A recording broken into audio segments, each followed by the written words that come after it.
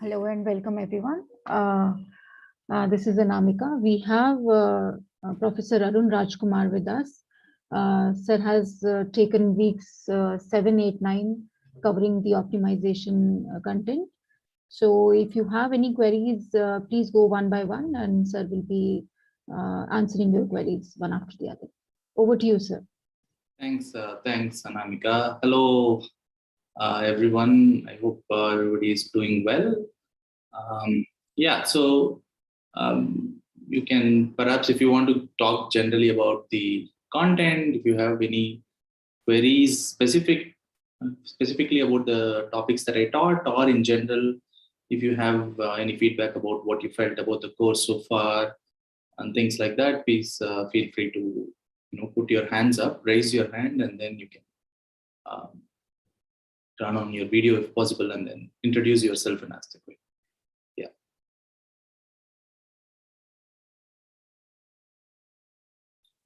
Or we can just go.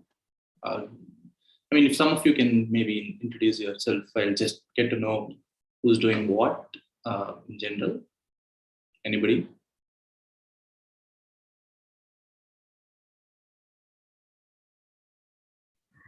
We have such a good number of people here. They keep asking doubts in this course. So, okay.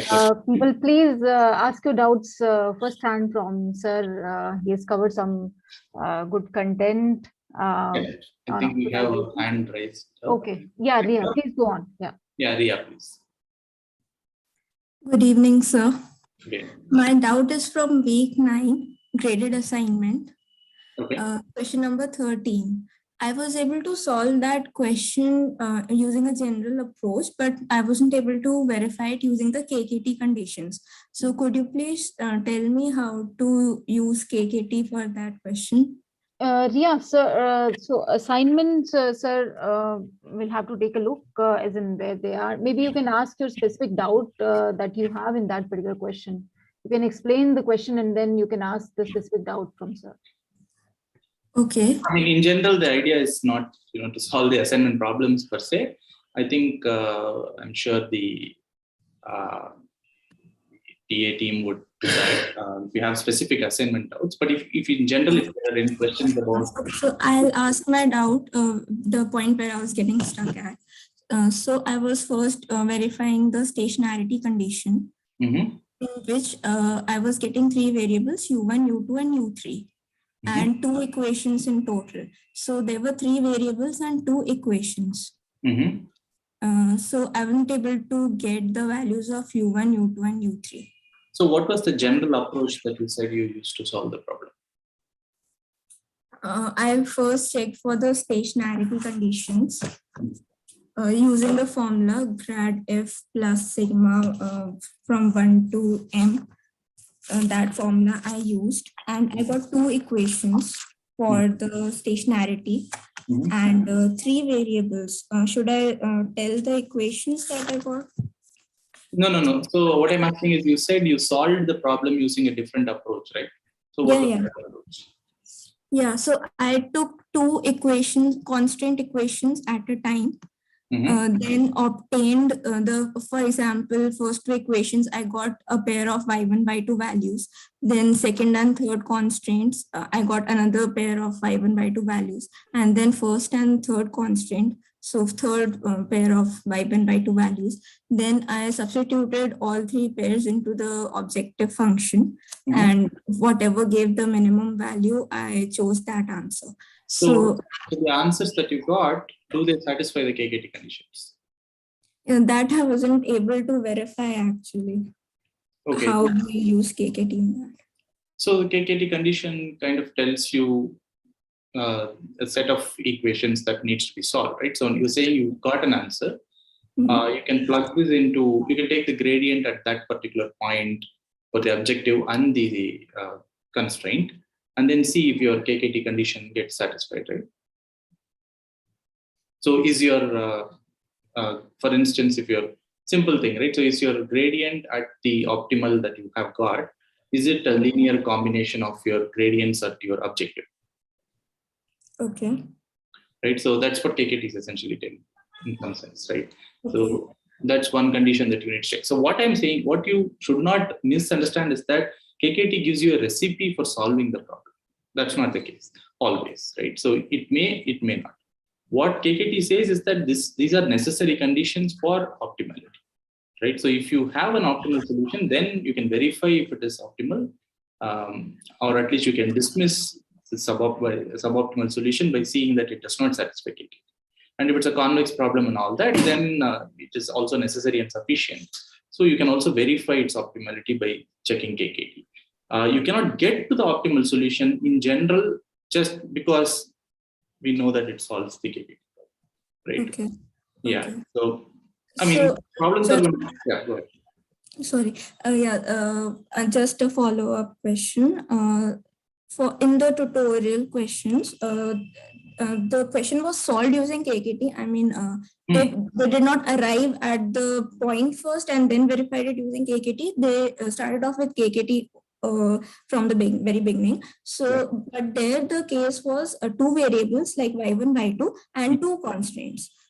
So we can say that A matrix was 2 cross 2 of 2 cross 2 dimension. So in that case, we can get the answer using KKT, right? Yeah. But here the case was two variables, y1, y2, but three constraint equations. Yeah. So we could not get the answer using KKT.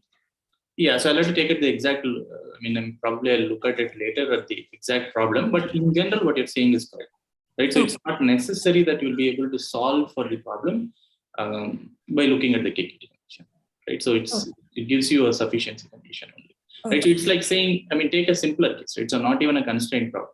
We know that you need to set the grad to 0 to get the solution, local minima of, let's say, unconstrained problem. But setting the grad to 0 and does not mean that you can solve that equation, right? So it's something like that. It gives you a way to solve the problem. It gives you a way to check if the solution is correct or not. Not necessarily always translates into a way you can actually solve it. Right? Okay, sir. Thank you, sir. Sure. Thanks for explaining. Sure. I think Abhishek had something. Yeah. Good evening, sir. Good evening. Yes, Abhishek. Thank you for connecting with us, first of all. And I have a specific doubt, like I'm not asking how to solve SVD and PCA, but while going through the lectures and while going through the discourse even, I have a doubt, like why we even performing SVD? What's the kind of recipe we are getting after performing? Like I'm not getting the application part. Why we are doing it? Okay. So the reason why, so yes, in terms of data science, right, so SVD has several applications. I'll talk about the application in data science. The reason why we want to do it in data science is, if I have to put it in one sentence, it is like you want to do dimensional data fetch, right? So let's say you have a bunch of features, and some features are related to each other, right? So they have some correlations among themselves. So if I told you that, you need to only, so let's say you had 100 features, which means for every data point, you need to store 100 numbers. Now, if I told you that, well, if you can only store 10 numbers per data point, which numbers will you store, right? So which are representative of this data point in the best possible way. Now you have 100 features, but then you only need to store, you're allowed to store only 10 numbers. So now what do? You kind of can look for some combination of features which you can store. For example, if you have height, weight, body mass index, and several other features, right? Maybe height plus weight plus 2 into body mass index or something like that might become your first feature. Now, similarly, some linear combination of your features can become your second features, and then you can get 10 such numbers, right? So, and you only have these 10 numbers now. And now the question is, how do you arrive at this linear combination, right? So what would allow us to arrive at this linear combination such that they best represent the data itself, right? So if I need to reconstruct the data from these linear combinations, how would I go about reconstructing them? What is the best way to get these, combination of features which best work? Now you can think of SVD, of course, without going into the math, I'll tell you that you can think of SVD as, the eigenvectors For example, if you have a data matrix, the eigenvectors of a particular matrix associated with the data, which is the covariance matrix, which will mean if you're looking at the eigenvectors of the covariance matrix, so those would give you some way to combine these features, right? So how should you, combine these features? So basically, you're essentially saying instead of height and weight, which may be correlated with each other, maybe if I store just height plus weight, it is good enough. I don't need to know anything else about this data. If I know height plus weight, and which means that I know everything about the data. In geometrically, if you want to think about this, it is like saying that, well, you are assuming that your data lies on some subspace, some low dimensional subspace, and then you want to recover which subspace this is, right? So now how do you define a subspace? You can define a subspace using its basis. Now you can think of your SVD as if recovering the basis for the best subspace on which if you project your data, you will lose the least in terms of projection, right? So that's essentially what your PCA is doing. So PCA is doing via SVD, right? So this is the application part of SVD. Is that clear, or you would need more details on this? Sir, if you elaborate that, will be completely fine. We appreciate and we would like to hear from you. Okay, sure. So let me do the following. Let me see if I can join via my tablet. Just give me a second. So that you can.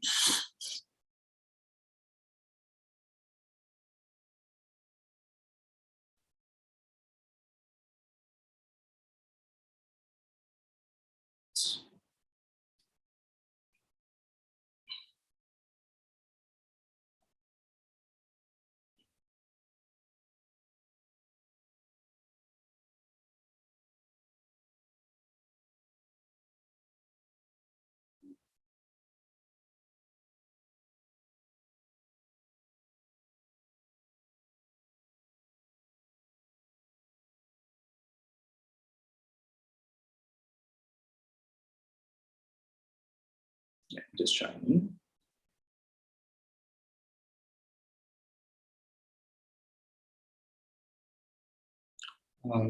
I think I need to be allowed to share my screen, Anamika. Yes, sir, you should be allowed. Let me cross check just in case. No, I think host, it says host disabled participants. Okay, sir, give me 2 minutes. 2 minutes. Sure.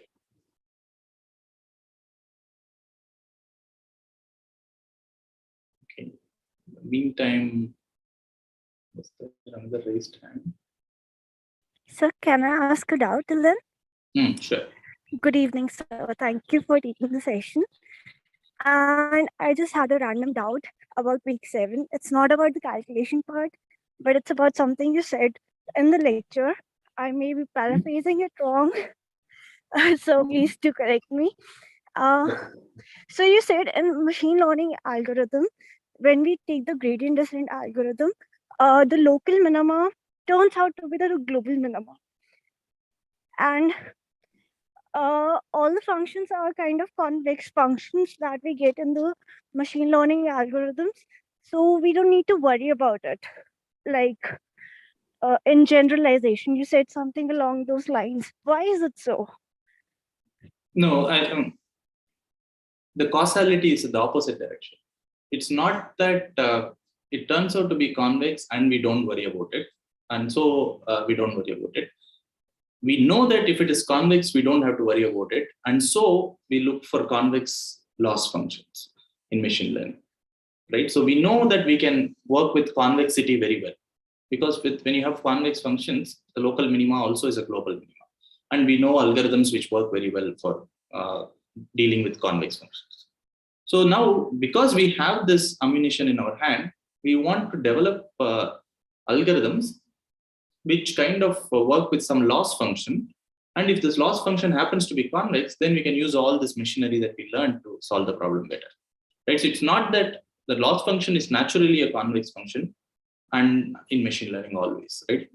We make it convex so that we can use the power of optimization. So we alter the function to make it convex by some factors what do we use? Like, can you give an insight into the procedure, like just a layman's insight? Maybe if I can share this, I can do a lot more better. Are you trying to share your iPad screen? Trying to share what? iPad screen? Yeah, not my tablet, yes. Okay. Sir, okay, I'm just pinging. Just give me some time, sir. Sure. Hello, sir. Yes. Can I ask a question related to the convexity? Yeah, please. Sir, suppose one statement is the set below a concave function is actually a convex set. So is the statement true? Say that again. The points below, like the set of points below a concave function is actually a convex set. What do you mean below a concave function? Below means the functional values are less than no, the values are of the point are less than the functional value. The level sets. Okay, so you're saying they are called as level sets. You fix a number and then you ask the set of all points. Is that what you're saying? The set of all values? Yes, sir. Yes, sir. Less than the functional value of the concave function. Do you think that is true? I think it is true because it is just opposite of the convex function. But the set is the set should be convex set because and suppose an oval is a convex set, so it should be convex. No, think of it's a function like minus x square, right? So I mean the function is concave function. But the set should be convex, no? No, the function is concave. For example, I'm asking you to imagine a minus x square as a function. Minus x square is concave, right? Yes, sir. Okay. So maybe minus x square plus 10 or something, right? So it goes above your x-axis. Now, if I ask you to look at the set of all points which are less than a particular value, where will they be?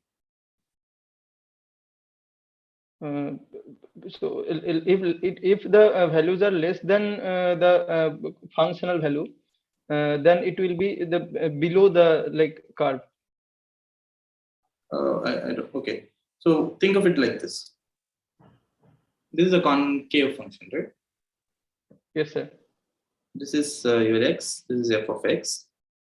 Now fix a value, right? So let's say c. Now, where are the points on x where you have the values less than c? Like 0 to c, Okay. like just below the point. Yes, sir. Yeah, and here as well, right? Yes. So now if my set is 0, a, b, c, right? So now the set is 0, a, union b, 0, okay, this C shouldn't be. Let's call this B. So this is SC, set of all points on my domain such that, let me write it, set of all x such that f of x less than or equal to C. This is what you're saying as below, right? If x less than c. Yes, sir. So in this case, it turns out to be this set. Is this set a convex set? But sir, from A to B, all the points from A to B, those are also like below the curve. No, but then we fixed C, right? Their values are above. F of x is what we are looking at, right? Okay. So I think the question is, I think the opposite of an epigraph for a convex function. Okay. I don't know what that is called. It's like concave function, but an epigraph, like all points below that curve. Yes, sir. I mean the opposite of the negative of a convex function is concave function, but the negative of epigraph, like if it is opposite side, then also it will be a convex set. That's correct. That's correct. Yeah. So you're saying you want to think of this as x comma t, where f of x is greater than or equal to t, right? So this is the set that you're looking for, which is all this region, right? Yes, sir. Yes, sir. That's a convex set. I agree. Okay. And sir, second question is like a genetic question. Like, can you just give an overview of the whole things we are doing? Like in the videos, I'm very much happy with the videos. Those are great. But if you could just give an overview, it will be it will be Okay. great. Maybe I'll come Like, to that. what we are doing. Yes. Yeah. So I'll probably answer the other questions and then come to that if that is okay. Yes, sir. Yes, sir.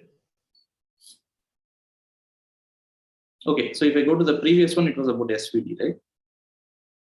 Okay. So I'll give you, I don't want to go through the entire math now because we won't have time for that. But let me give you some intuition. Let's say you have a bunch of data points like this. I'm sure you've seen this multiple times, right? Think of this as height and this as weight.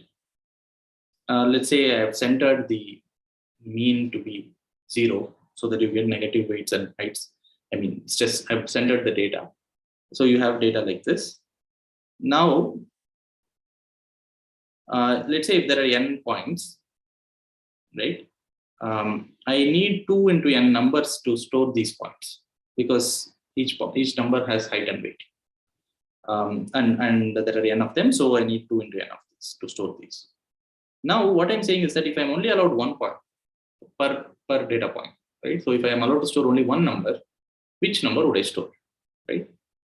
So one way to think of this is you can say that, well, I will find among all possible lines, right? So let's say this is one possible line. Let's call this line 1. Maybe there is this line. Let's call this line 2. Now, I look at every line and then ask the question, well, if I project each of my data points onto my line,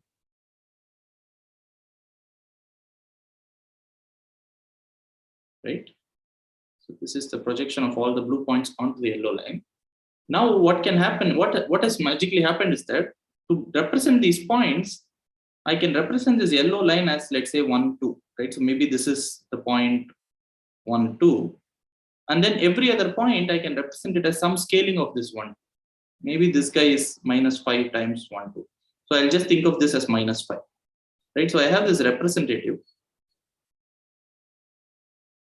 I have the specific values for each of these points, -5, -4, 3, 8, 10, whatever. Maybe this is 10, maybe this is 5, and so on. So far, okay? What I am doing? Yes, sir. So Okay. So now, one doubt I have here, sir. It's question asked by someone else, but are you explaining SVD or PCA, principal component? I'm doing PCA. Okay, so you put SVD on top, so I got a little confused. Well, PCA uses SVD. So what do you want? And sir, one add-on with this, can you explain what is the difference between SVD and PCA? Okay. I have a great confusion in these two things. Okay.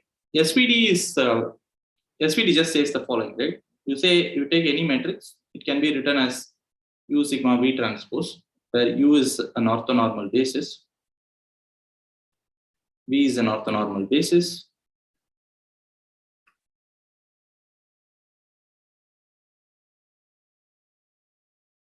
and this is a diagonal matrix. What is this essentially saying is that think of A as M cross N matrix, right? So it is taking your points from Rn to Rm, right? So the input is in Rn, the output is in Rm, right? So each point is going to go from here to somewhere here, right? So maybe this vector goes here, maybe this vector goes here, and so on, right? So this is the action of A. Now we are saying in SVD, you can understand this action of A as if it is just,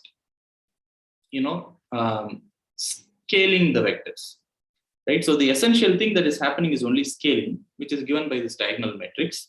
But then to think of this as scaling, you need to view your vector in different bases in Rn and different bases in Rn, right? So it is as if what you're doing is you first pick a basis for Rn, right? So which is V, and you represent your data in V spaces. And now you have represented data in V spaces, then you scale your vectors, scale each component of your vectors using the values of sigma. And now what you do then is you now represent whatever you end up, right? So the sigma would not pick all vectors, it will only pick the top few, right? So that is, so if you write it, so there are two different ways of writing the sigma. In one way, it would be like a diagonal matrix with the rest being all zeros, right? So if you want to think of this as also you can think of this as n cross n, m cross m, and this is m cross n, right? So if you want to think of this as m cross n, there is effectively, if m is less than n, then effectively there is only m non-zero values on the diagonal. Everything else is zero, right? So it is as if you are throwing out the ones, some v vectors, and then you're only scaling the vector once you have represented in v spaces. And once you have represented it in, once you have done the scaling, this is going to go to the other side. And now you represent it back, you transform it to u spaces, right? So that is what essentially is happening. So you basically, there's a rotation, there's a scaling, and another rotation. These three things put together describes the action of any matrix. That's what SVD says, right? So SVD has nothing to do with, well, SVD is much more general, right? So it says that you give me any matrix, I can describe what is happening to this matrix, how this matrix acts on vectors, as not one step, but three steps. The first step is V transpose acts on X, right? AX, I'm going to think of this as V transpose X, then sigma V transpose X, then U sigma V transpose X. This V transpose X, because V is orthonormal, V transpose is kind of V inverse X. But then V inverse, if you multiply with an inverse, it means that you are essentially representing X in V spaces. That's what inverse does, right? So Vy equal to X means Y equals V inverse X, which means that what combination of V will give me X, right? So that is what V inverse gives, which means I am representing X in V spaces. Once I am doing that, then this is doing scaling, and then this will kind of drop out some of the vectors, some of the components, and the remaining components is just scaled element wise, right? So, and then this is kind of doing, you are going back and representing it in U space, right? So that's what this is doing. So this is common for any matrix. Now, when you have a bunch of data, let's say in some d dimension, now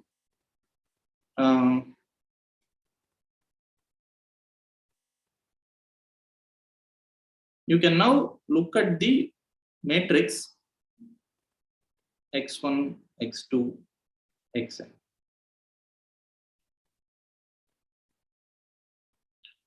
Now PCA would say just take the SVD of this matrix, right?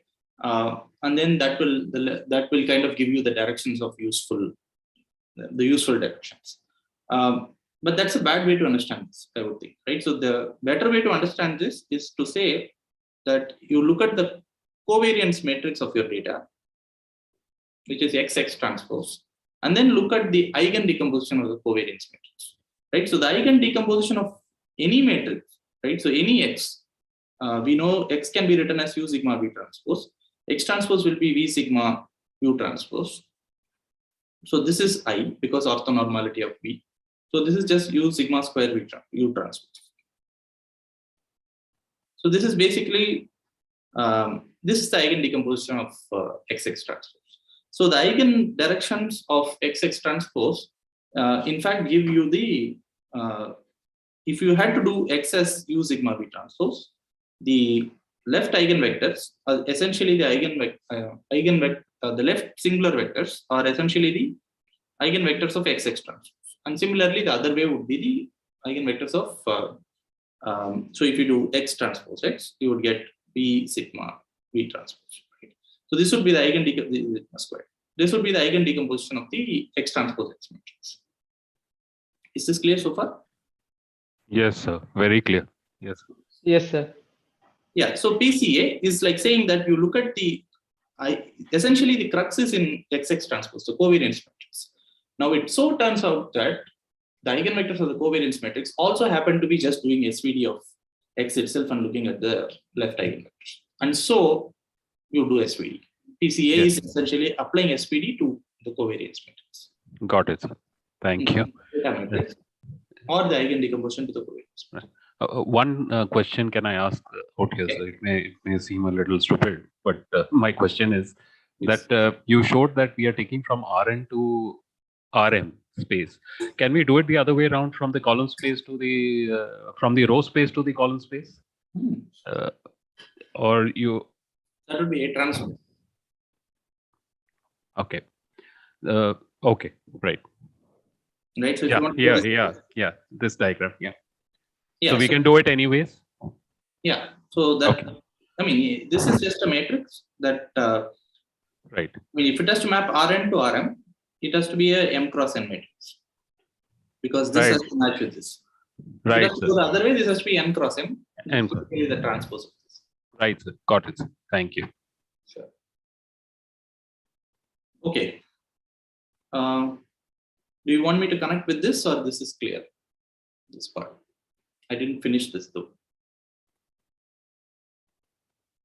Let me finish this. So now we know that to PCA is taking the eigenvectors, the covariance matrix. I'm saying the eigenvectors of the covariance matrix will be that. So if you take the eigenvectors, okay, maybe I'll give a different example.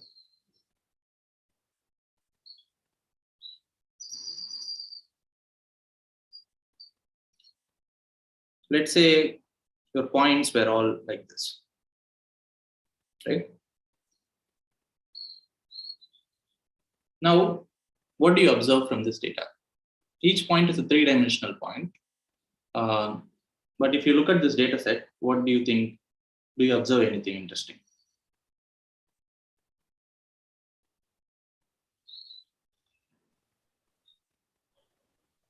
Lie on a plane. Lie on a plane. In this case, let's even think of it as just the XY plane, right? So Z is 0, right? So everything is on the XY plane.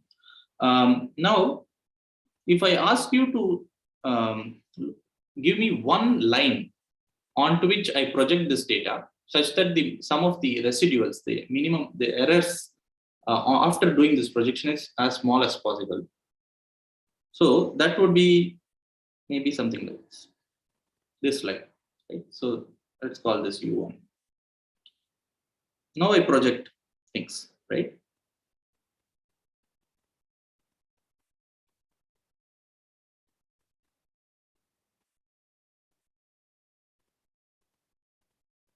Now, let's say I only look at the remaining pieces after doing this projection, right? So which means for this data point, which was originally here, I have projected it here. This is the remaining piece. For this data point, I projected it here. This is the remaining piece. For this data point, I projected it here. This is the remaining piece. Now, if I plot these remaining pieces, where are they going to be? If I think of these as vectors and I plot them, where will they be?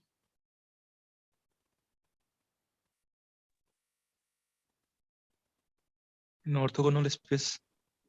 Orthogonal to what? Orthogonal to U1. Orthogonal to U1, but can you say more? So will it have a Z component?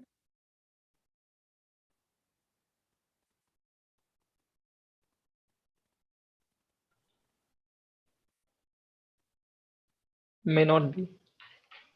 Yeah.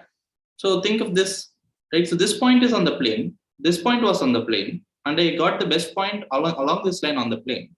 So this vector will be here. on the plane, right? So remember the plane is like, right? So this other vector will be here, that will be a vector here, that will be a vector here. Depending on the size, they are all going to be orthogonal, but still there is no third component. Now this would be U2. Now because they are orthogonal, U1 is orthogonal to U2. These form a basis for this plane, right? So which means any point on the plane, you can represent it as a linear combination of these 2 points. But now if I wanted only one number per data point, then I will pick that basis such that U1 gives me the most information. In other words, these lengths should be as small as possible because I don't want U2.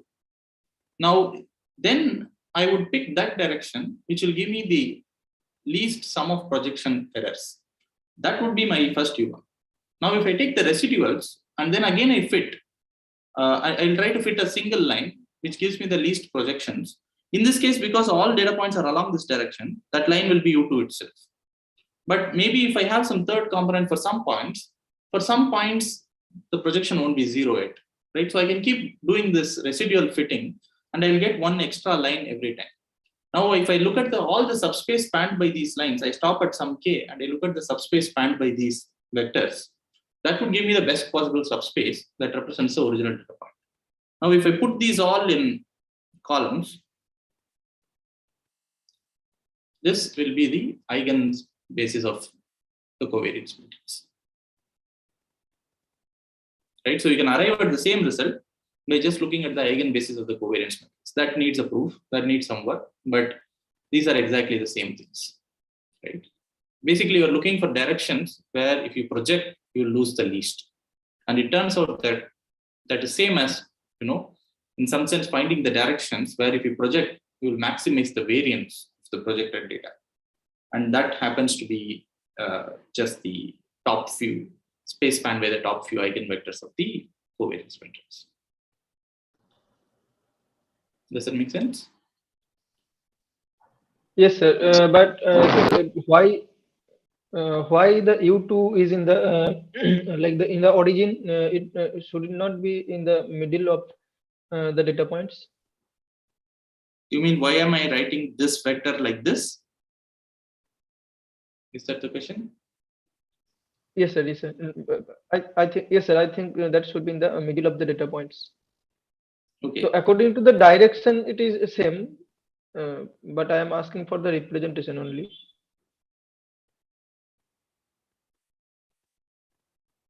Let's call this U.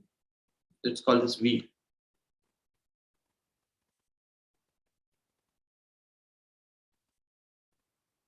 What is this vector? The perpendicular to U.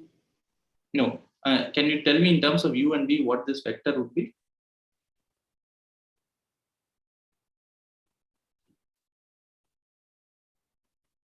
UV only.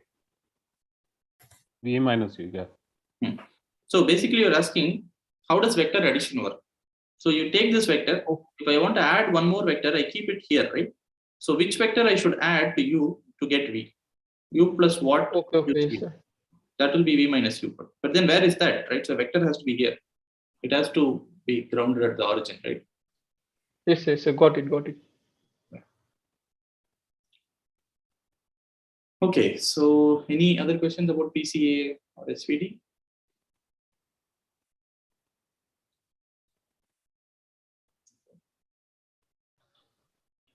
Okay, good. And sir, actually, I asked the question because, if we have to back populate the points, then how can we back populate from that? Then we need the exact location of the points. What do you mean back populate? We are projecting and getting to directions. But if we need to populate back all the points where they are, where they are in the actual plane, then how can we back populate them? That's a good point. So let's say,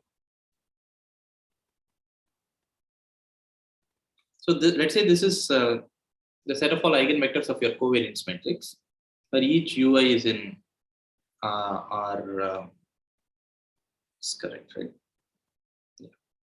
RD, the data points are in RD. So US is also in RD. Now, assume that this is orthonormal, right? So we saw that every time the residues you're taking, the residues are only in the orthogonal space. So the best line will also be in the orthogonal space. So the moment you keep building residues like this, you are going to get more and more orthogonal vector. Of course, you can normalize that and get an orthonormal basis.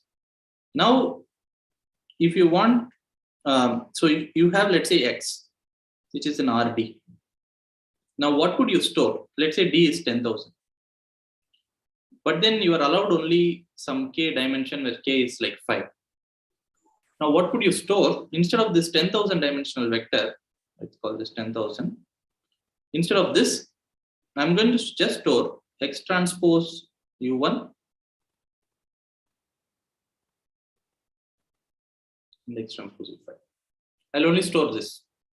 I won't store the entire 10,000 dimensional vector. I'll only store 5 numbers per data point instead of 10,000. But let's say I also have these U1, U2, U3, U4, U5 with me. Right? So these are all in 10,000 dimensions. Right? So they are in R. So there are 5 numbers, 5 into 10,000, which is the number of numbers I need to store for storing 5 vectors in the 10,000 dimension, plus n into 5. Right? So for every data point, I'm only storing 5. Right? As opposed to n into 10,000. Right? So compare this with this, which is smaller for large enough n.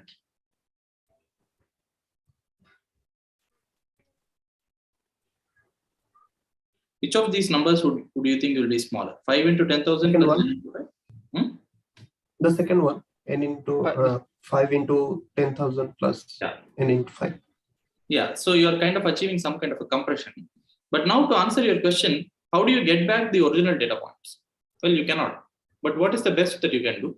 What you can do is, if you want to reconstruct, which is what I think you are calling as populating back, what you can do is, you can construct X tilde, which is like X, right? So your proxy for X as follows. That would be X transpose U1 into U1 plus X transpose U2 into U2 plus dot dot dot 5 into U.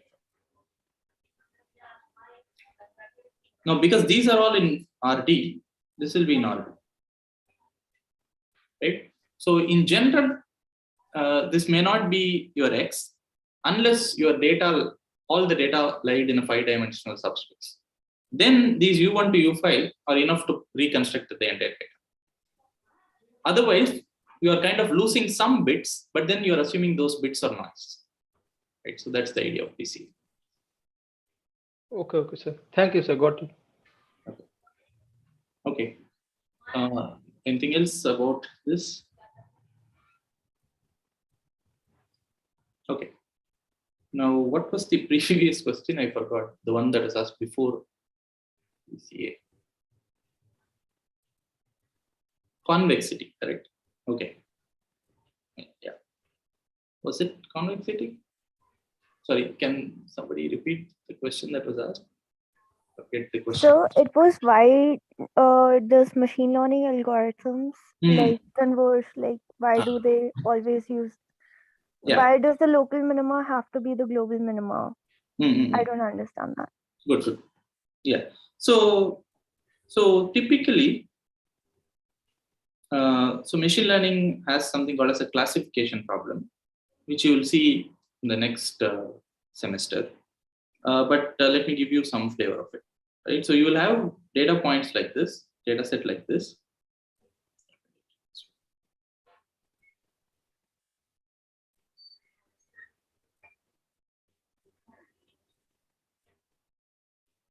This will be your data set where these xi's are in real t-dimensional vectors and yi's are, let's say, plus or minus 1. Okay. Now, this data set goes into an algorithm, and out comes a function. Let's call this H. This function maps real numbers to plus or minus 1. So think of this as, let's say, X represents some email, some representation of your email, and Y1 represents whether that email is spam or not. Now, what you want to do is to learn a spam classifier. So you input your algorithm data set to the algorithm. This algorithm is the spam classifier algorithm, let's say, and it outputs a H, which is a spam classifier. Which means if I give a new email, it's going to tell me if it is spam or not. 1 is spam, minus 1 is not spam, let's say. Right? So it somehow learns this. How it learns, we'll come to it. But let's say it somehow learns this. Now, what is it ideally you want? You want this H to be good on your data set. At least, in some sense, it has to be good on your data set. So, which means you can ask for the H among all possible H. Let's say H is in some capital H. This is some class of functions. Sum over I equals 1 to n. The indicator of, let's say, H of xi is not equal to yi. Right? So this will be 1 if error, 0 otherwise. Right? So if H does not predict correctly for my data point, then basically I'm counting the number of errors that H makes on my data set. That's what this whole thing means. And this loss is what is called as a 0-1 loss. Basically, it gives 0 if there is no error, 1 if there is error. Now I want to find a H in some class of functions. And maybe you can look at, you want to find H which are some linear functions, right? So maybe your H of x will be some W transpose x, but then if you look at the sign of W transpose x, if the sign is positive, then you will say +1. If the sign is negative, then you'll say minus. Basically, you need to learn a line such that on one side of the line, there are spam emails. On one side of the line, there are non-spam emails. Now, you want to find that H, which means which has the minimum error. And if your H is constrained to be of this form, then it means that equivalently you want to find that H, that W, that has the minimum error, right? So in other words, you want the following. You want to minimize over W in RD. So can you repeat the last line? I got it till the last line. Just the last line. What about W? Yeah, so every H has a corresponding W, right? So once I fix a W, that gives me a H. So searching over all H, which are of this form, is equivalent to searching over all W. That's what I'm saying. Okay. Right? So let me make that precise. So I want to minimize over W. Sum over I equals 1 to n, indicator of sign of W transpose x I not equal to y8. This okay? Yeah, we replaced H by W transpose X, right? Sign of W. And then the sign. Okay. Equivalently, other way to think of this is minimize over W in RD, the indicator of W transpose xi into yi is less than 0. So think of this as yi is +1 or -1, right? So which means if the signs, so when will W transpose xi into yi be less than 0? When one of them is positive, the other is negative, right? So yi will be plus or minus 1, right? So it is either a spam or not spam. W transpose xi will be some number. If it's a positive number and yi is positive, then the product will be positive. So which means your error is 0 for that data point. On the other hand, if the W transpose xi sign does not match with yi, which means equivalently W transpose xi into yi product is less than 0. In which case it's an error, right? So I can equivalently write this like this also. Is this okay? So last point again, just last point. I'm saying if W transpose xi is greater than 0 and yi equals +1, then W transpose Xi into Yi will be greater than 0. Yeah. So no error. I don't want an error in this case. If W transpose Xi is less than 0 and Yi equal to +1, then the product will be less than 0, in which case I want an error. I want to count the error. Yeah. Yeah. Or if this is greater than 0 and this is -1, that is also an error. Right? So if the signs don't match, Yeah, then it's an error because yeah, so we which get a means negative sign. Yeah. right, I can succinctly represent the whole thing like this then. Right? So I'll just look at the product of these two values. If the product is positive, then I'm fine. If the product is less than 0, then that's an error. All right. All right. Right? I got it till here. Yeah. So far, okay. Good. Now, what is this saying? This is saying the loss that we have per data point is as follows. If you think of the loss as a function of W transpose Xi into Yi, right, then this loss has the property that if it is positive, then there is no error, 0. If it is negative, then there is an error of value of 1. Right? So this is the loss function. Yeah. Now, in an ideal world, you would want to find a W that minimizes this condition. But doing this is an NP hard problem in general. NP hard means, I know, do you know what NP hardness is? No, I don't know. Don't worry. It means that smart people have thought about this and they have given up. Or at least they believe that however smart you are, you will not be able to solve this problem. Right? So it is one of the millennium problems, right? It is. Yeah. So, if you solve this, that's also assumed to be solved. But in general, it is not expected that there exist efficient algorithms to solve this problem. Right? So this is one of those problems where it is an NP hard problem. So, Okay. So now you can either give up or say that, well, I can't solve this problem. I'll do the next best thing possible. Approximate, right? Approximate, meaning you can change this loss function. Right? So instead of thinking it as a 0-1 loss function, can I change it to something else? Right? And then you can, for example, you can think of it as something like this. This is a different loss. This is a loss. You have Yi, you have W transpose Xi. So this was one loss, which said indicator of W transpose Xi into Yi is less than 0, which is a hard problem. Now you can replace it like this. You can replace it in several different ways, and you'll see. So are we, like, it seems like we are converting the classification problem into regression. Yeah.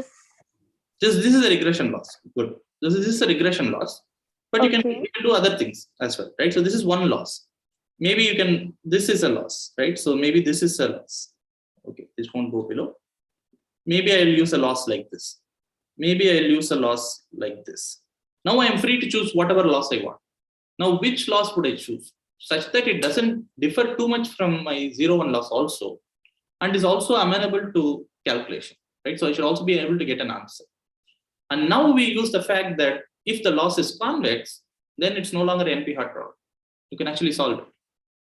You will not be able to solve the 0-1 problem, but then you will get an approximate solution, right? And so in machine learning, we typically use convex losses. I think I'll get it when I come to it, because there are a lot of holes in my mind right now about this. I got the calculation part, yeah, but the theory, conceptual part, there are a lot of holes. Thank you, sir, for explaining it. So the one-line takeaway is, in general, if you want to do the best possible, it's hard problem.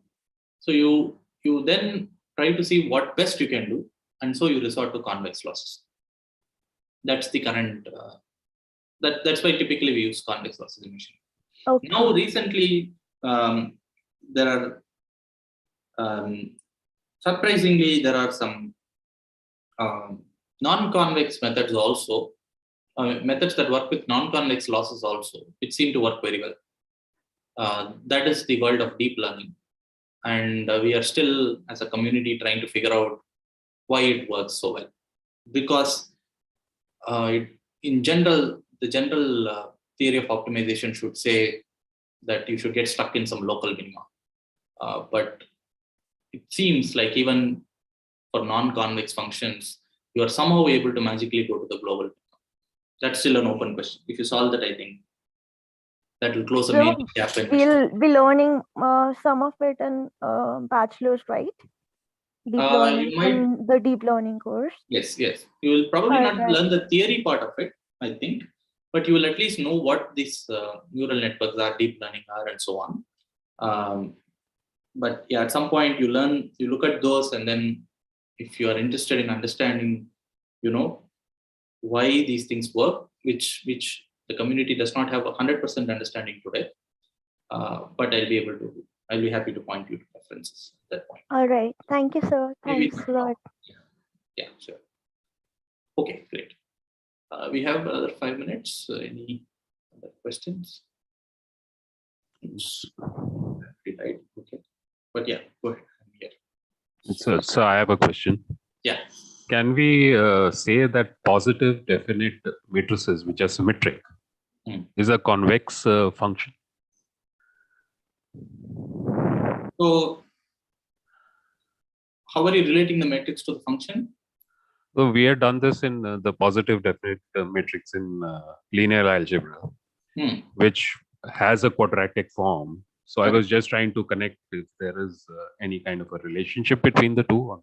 Yeah. So the relation is the following: if your Hessian of the function, which is the second derivative, matrix of second derivative, right? That's a matrix. Right? So now, if at any point you evaluate that matrix, and if you can show that that's a positive definite matrix, then it also means that the function is convex. Convex. Okay.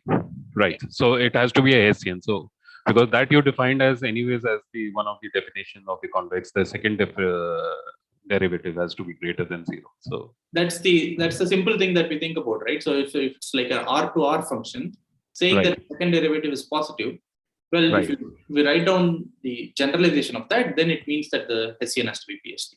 That's the generalization. Okay, right. Thank you. Sure. Okay. Okay, I hope all of you are enjoying this course in general and learning a lot. Yeah. So, yeah. So yeah, please. Just on follow up on that question. Intuitively, what does a Hessian matrix denote? So, I mean, I understand that it's the second derivative of this one, but just intuitively, what does it define?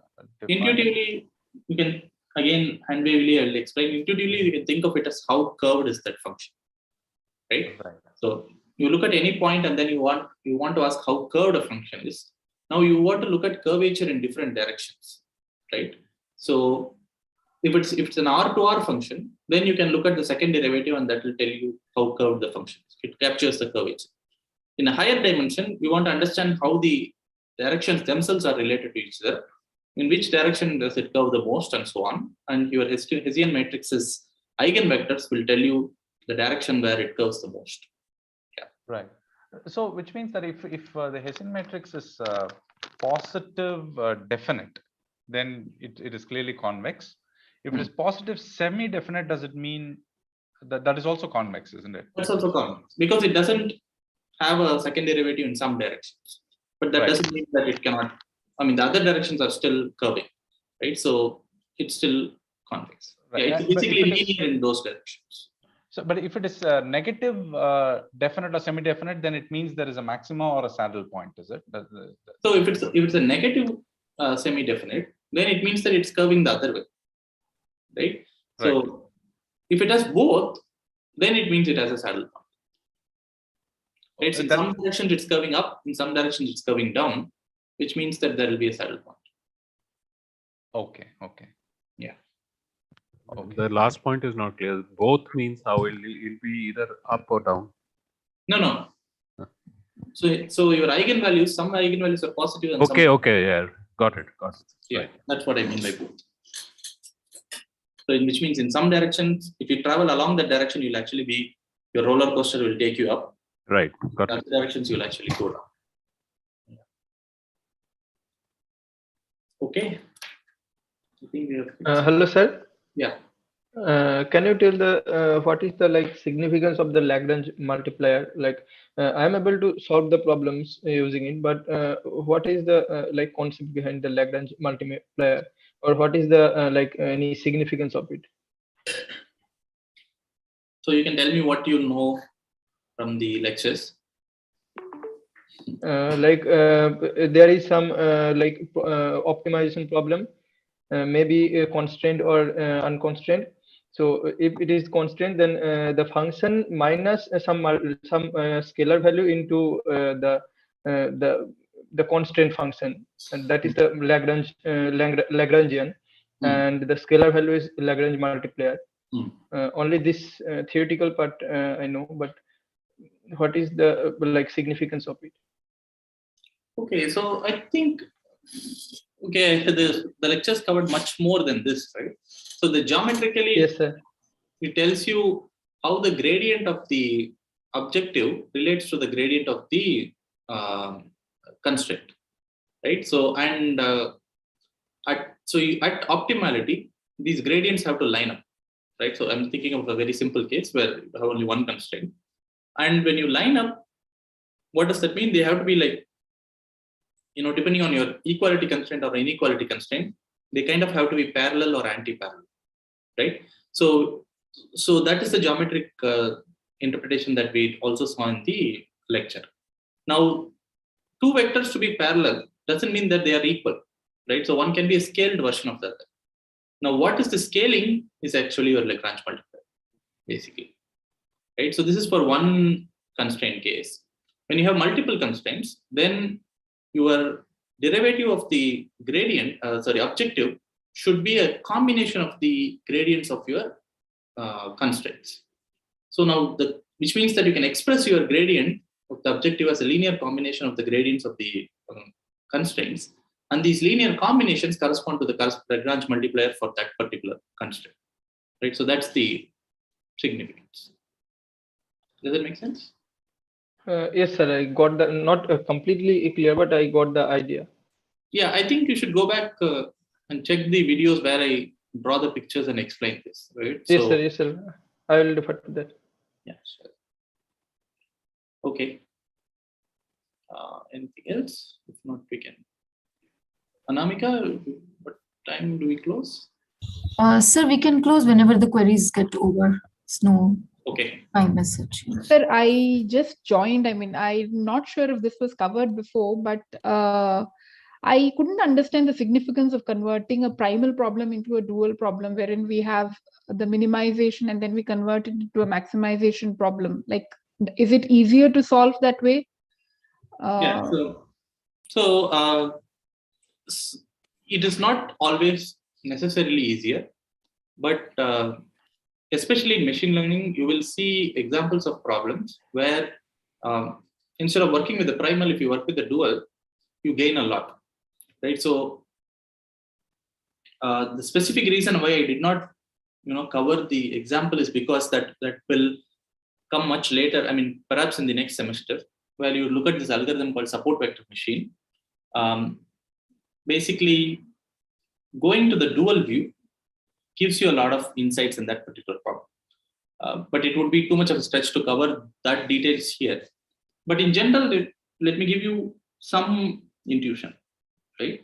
So your primal problem, let's say is in D dimension, and you have n constraints. Now your dual problem will be in n dimension, and you have d constraints. Now if n is much less than d, right? So if d is, let's say, your primal problem, you want to search for a point in a 10,000 dimensional space, and you have 5 constraints. Now with the dual problem, you'll have to search for a point in 5 dimensional space. You might have 10,000 constraints, right? So in some cases, searching in a smaller space might be easy. So wouldn't the problem sorry to interrupt, wouldn't the problem become too constrained then? I mean, generally I've seen that when it becomes too much constraint, it's difficult to solve a problem as well. That depends on how your constraints are, right? Okay. So if it so turns out that your constraints are super easy to, maybe deal with, then it might be easier to solve the dual problem. Okay, sir. This is one specific advantage you will also see when you look at support vector machines, where the dual problems constraints are very, very easy to solve than the primal problems constraint, right? So, but then that is just touching the tip of the iceberg. There is much more reasons why you would want to solve the dual. One of the reasons, again, it may not be 100% clear now because you need to see the entire flow to understand it, is that your primal problem can be perhaps expressed as a function of your data points, right? So that's typically how you express a loss function, right? So it's some loss function. Let's say W transpose Xi is what will predict, use it to predict, and Yi is your output. And it all depends on Xi, right? So your data points. It might so happen, and in the case of, again, I'll take the same example as support vector machine, you will see later that your dual problem does not depend on explicitly on Xis, but it will only depend on, the dot products between pairs of data points, right? So you'll basically get a matrix, which is number of data points cross number of data points. For every entry is the dot product of the corresponding vectors, Xi transpose Xj. Now, this means that as long as I have two different data sets, which have the same similarities among themselves, then the solution will be the same. This is a view that you can actually derive from the dual problem, right? So what is really important in solving the problem? Is it the data points themselves, or is it just the similarity between data points, right? So now, because it's only the similarity between data points that will matter, then you can take advantage of that and do a lot of other interesting things to make the algorithm work for a much larger class of problems. Again, I'm not filling in the details for a reason, but I'm just trying to give you a view that if you stare at the dual, you might be able to get more insights into what is the dependency of the variables in the problem itself, and that might in general help you to design better algorithms. Let me put it that way for now. Okay, sir. Yeah, thank you.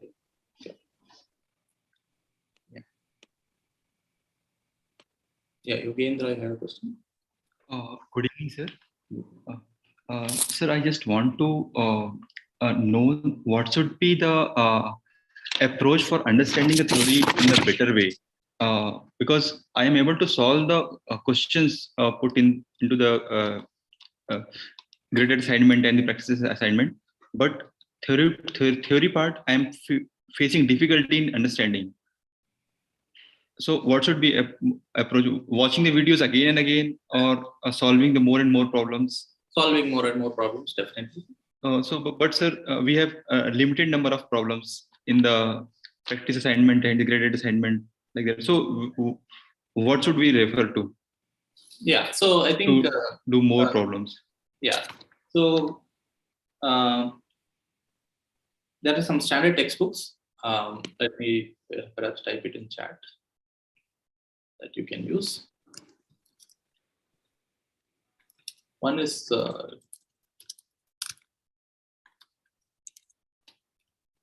this linear and nonlinear optimization by Berger, and I think the other one is I forget the name of the textbook, but I remember the authors.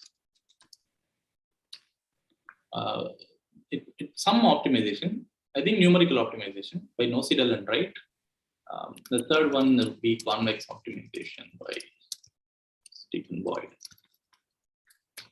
So all these books have excellent problems. Of course, you will not be, perhaps, I mean, you're free, welcome to try all of these, but they'll have a lot of problems, but pick and choose to see what might give you more insights into your gap in understanding. And then I'm sure if you work out problems, you'll be able to understand. But these are very good references. So sir, if I have to choose one among three books, because we have time constraints also, so what would be the best one? I would recommend the second one, Nosidel and Wright's book. Okay, sir.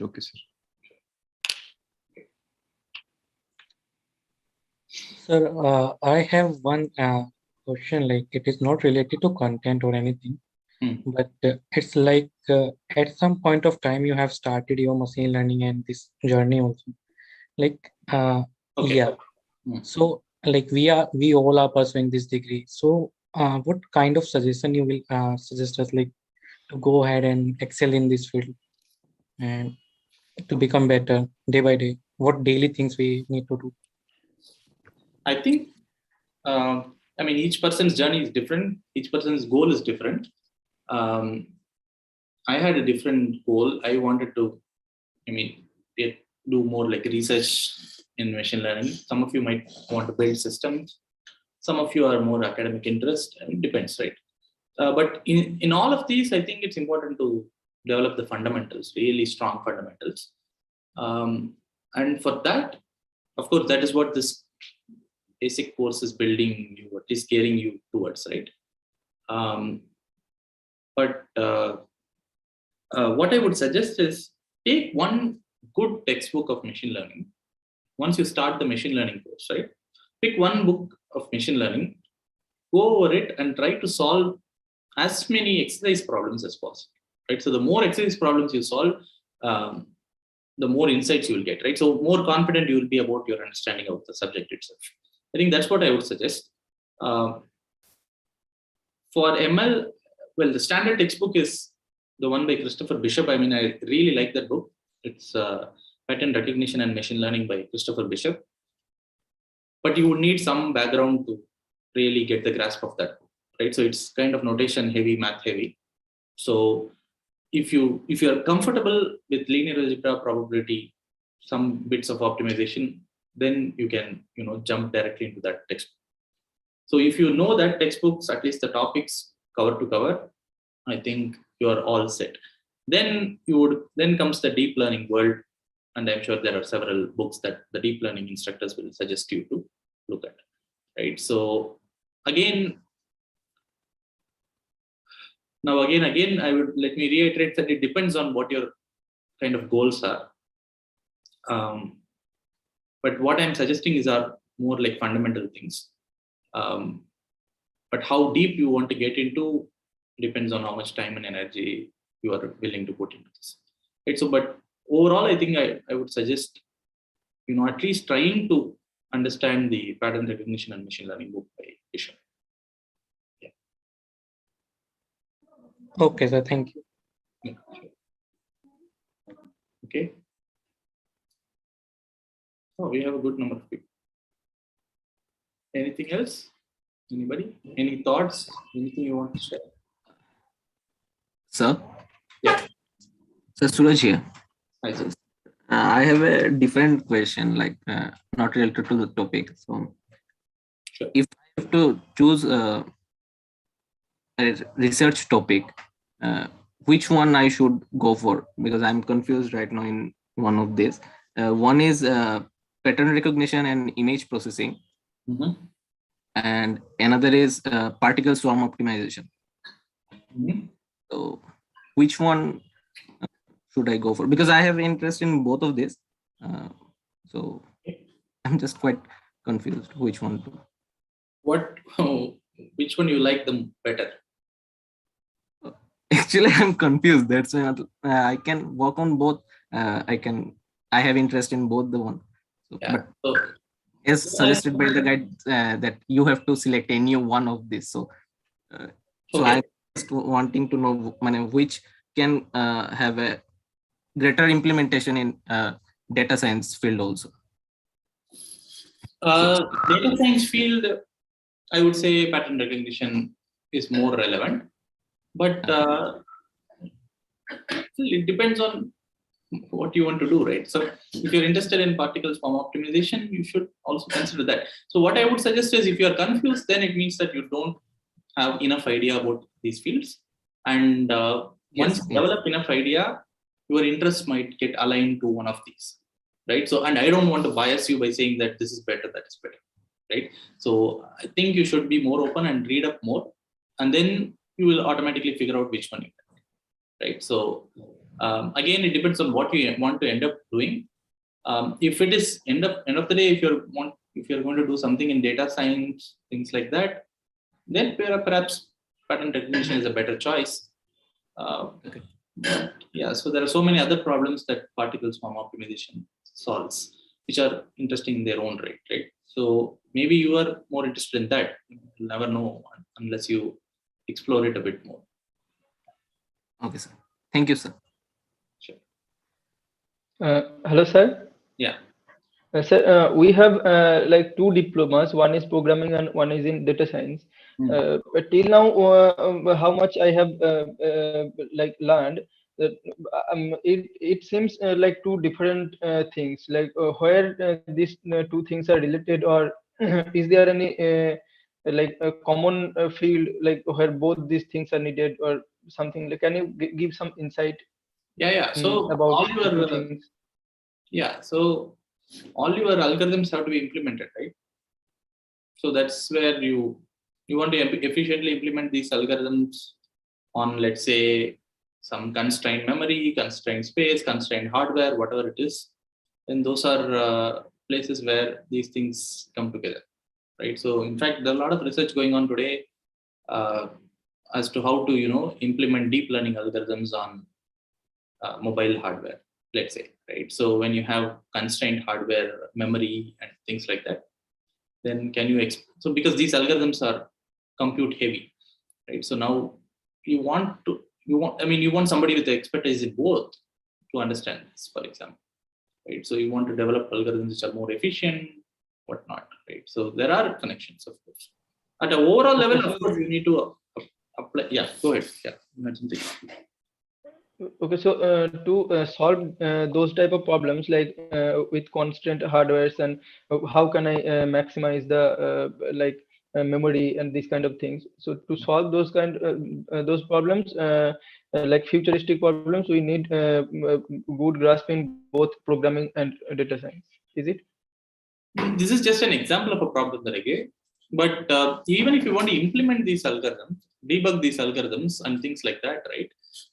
You would need programming knowledge. Programming is a very, very broad term, right?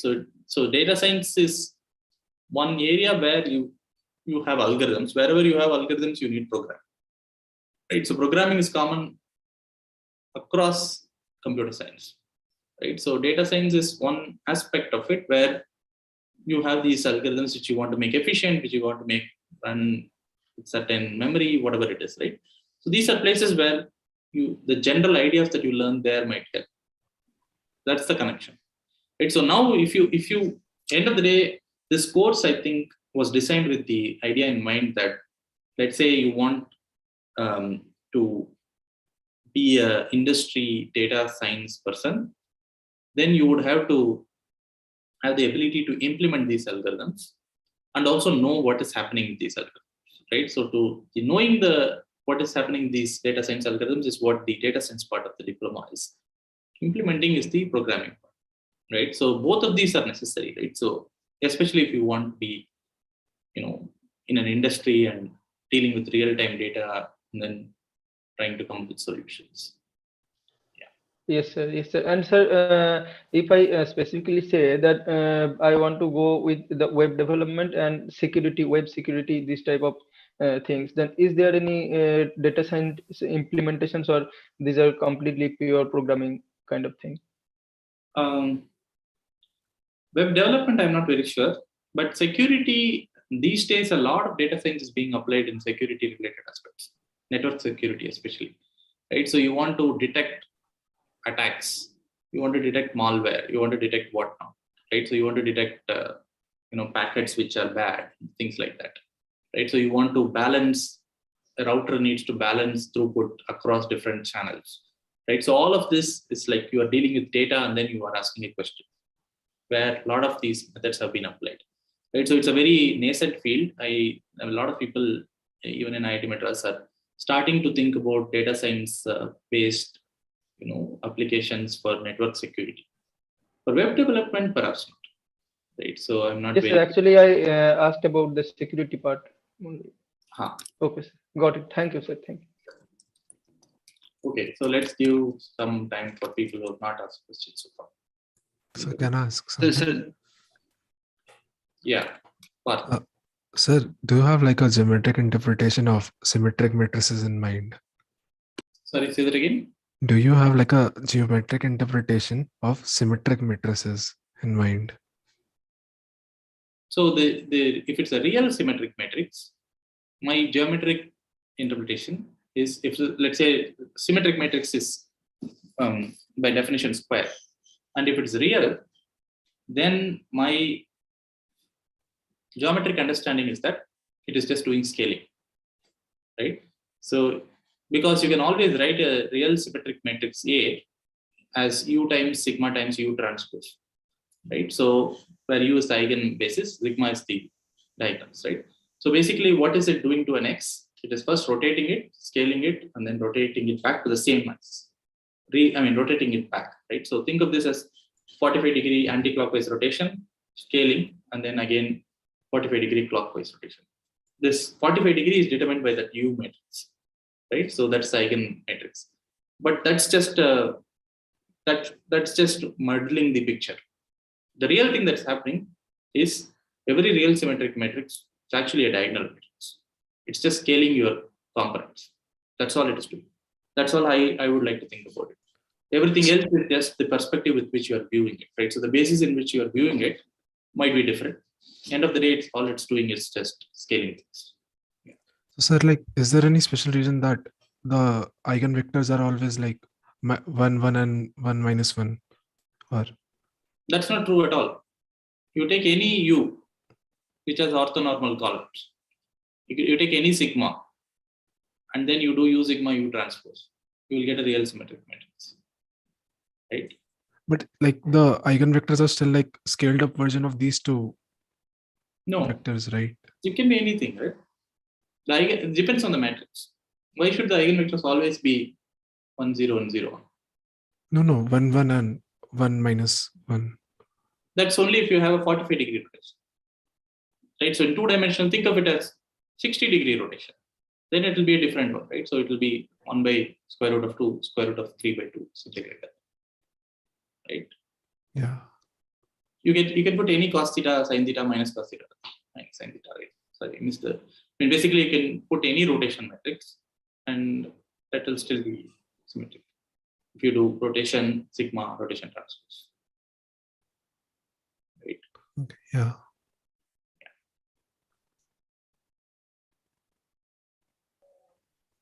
Okay. Hello, sir. Yeah. Sir, we have 3 subjects here: machine learning foundation, machine learning theory, and machine learning practice. So my question is, sir, are these subjects sufficient for whole machine learning, or these are just part of machine learning that is related to data science? These are almost sufficient. The only thing that won't be covered in this is the deep learning part, which I think will come as a separate course. If you add that, then I think the whole thing will be sufficient. Well, yes, sir. In 3rd year, we have deep learning. Yeah. So add to that, then I think when I say sufficient, it kind of covers the entire spectrum of what mainstream machine learning today is. Yeah. Yes, sir. Thank you, sir. Okay.